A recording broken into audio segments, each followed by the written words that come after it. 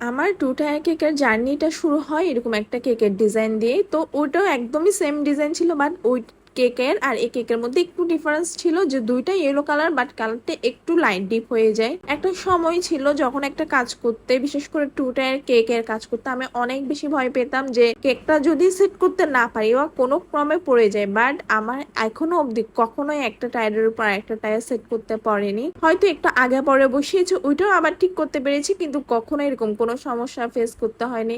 বলে না যে মনে সাহস থাকলে অনেক কাজকে খুব ইজিলি করা যায়, আমারও ক্ষেত্রে বিষয়টা ছিল এরকম। প্রথম প্রথম যেটা হতো মোল্ড সিলেকশনে একটু সমস্যা হতো, পরে পরে সেটাও আমি আইডিয়া করতে পেরেছি। আসলে শিক্ষার বিষয়টা হচ্ছে এমন, প্রথমত আপনার নিজের কাছে ধারণা করতে হবে, আপনার নিজের কাছে চিন্তা করতে হবে আপনি কাজটা ঠিক কিভাবে করলে সুন্দর হবে। যেমন আমার এখানে একটু ভুল হয়ে যায় যে আমি টপারটা বসাতে গিয়ে ভুলে গিয়েছিলাম যে টপারটা মাঝখানে বসবে। এই ডিজাইনটা আমার একদম মুখস্থ ডিজাইন বললেই চলে, তারপরও ভুলে গিয়েছিলাম।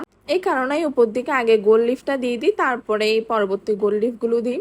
ইদানিং একটা জিনিস দেখলাম যে প্লাস্টিক নিয়ে কিছু বেকারসের সমস্যা হচ্ছে। আসলে আমাদের কাজের সেক্টরটা এমন, আমরা যে কাজটাই করি সেটা সবসময় ক্লিন করে করার চেষ্টা করি। যেমন এখানে যে আমি প্লাস্টিকের ফুলগুলো বসিয়েছি, এগুলো তো প্লাস্টিকই, কিন্তু এগুলো আমি ক্লিন করেই বসিয়েছি এবং হাইজেনে মেনটেন করে বসিয়েছি। আমি এটা বুঝি না যে একটা পেজ আর একটা পেজের পিছনে লেগে কেন বড় হতে চায়। এছাড়া এক একটা বড় পেজের যদি এরকম পোস্ট থাকে নিজের কাছেই খারাপ লাগে। হয়তো অপর পার্সনটা চুপ করেছিল বা ওখানে চুপ করে থাকা ছাড়া কোনো উপায়ও ছিল না। যাই হোক, আপনার একটা ভালো লাগতে পারে বা খারাপ লাগতে পারে, ওটা আপনি সুন্দর করে ওর পোস্টের কমেন্টে গিয়ে বা ওকে পার্সোনালি বললেই হয়। আসলে পাবলিকলি পোস্ট করা একজনকে নিয়ে খুব ইন্ডিকেট ভাবে, এই জিনিসটা না আমার ভালো লাগলো না, কারণ দুইজনেই খুব বড় পেজই ছিল। আমি এমনও কিছু হোম বেকার্স দেখেছি যারা লেখালেখির কাগজ, মানে লেখালেখি কাগজের মধ্যে ডিরেক্ট কলমের কালি লেখাও ছিল, ওরা কিন্তু ওটা যে বেকিং পেপার হিসেবে ইউজ করে কেক বানানোর সময়। তো এটা তো সব থেকে বেশি খারাপ। এখানে তো আপনি কোনো এটা পরিষ্কার করতে পারলেন না বা কিছুই পারলেন না, কারণ ওখানে যে লেখার যে কালিটা আছে ওই কালিটা ডিরেক্ট কেকের মধ্যে অ্যাবজর্ব করে। ওনারা কি এগুলো দেখে না? মানে যেটা ক্লিন ভাবে ইউজ করা হয় ওনারা সেটার পিছনেই লেগে থাকে, কিন্তু যেটা